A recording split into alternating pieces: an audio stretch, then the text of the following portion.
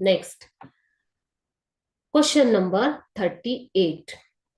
Who do you think was wiser, Swami or his father?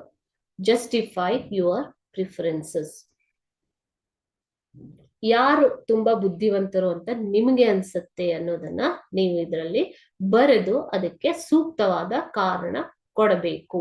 Voice ಅಂತಂದ್ರೆ ಬುದ್ಧಿವಂತ. ಯಾರು ತುಂಬಾ ಬುದ್ಧಿಶಾಲಿ ಅನ್ಸ್ತಾರೆ ನಿಮ್ಗೆ? ಆನ್ಸರ್ ಹೇಗ್ ಬರಿಬಹುದು?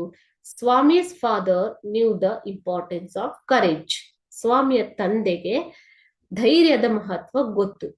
He wanted his son to become braver and give up his fear of the darkness.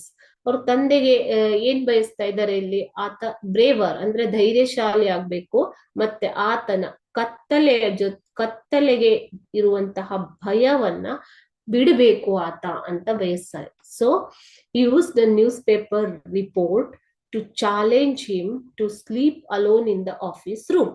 He was a voice man. ನಮ್ಮ ಪ್ರಕಾರ ಇಲ್ಲಿ ಏನು ಅಂತಂದ್ರೆ ಸ್ವಾಮಿಯ ತಂದೆ ತುಂಬಾ ಬುದ್ಧಿವಂತರು.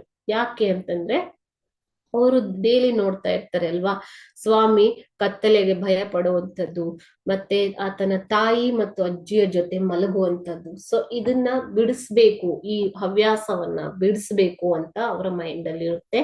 ಯಾವಾಗ ಈ ನ್ಯೂಸ್ ಪೇಪರ್ ಅಲ್ಲಿ ಸ್ಟೋರಿಯನ್ನ ಓದ್ತಾರ, ರಿಪೋರ್ಟ್ ನ, ಆ ರಿಪೋರ್ಟ್ ನ ಯೂಸ್ ಮಾಡ್ಕೊಂಡು he used that report to challenge him to sleep alone because he wanted Swami to give up his fear for the darkness. So he used the report to challenge him and make him braver.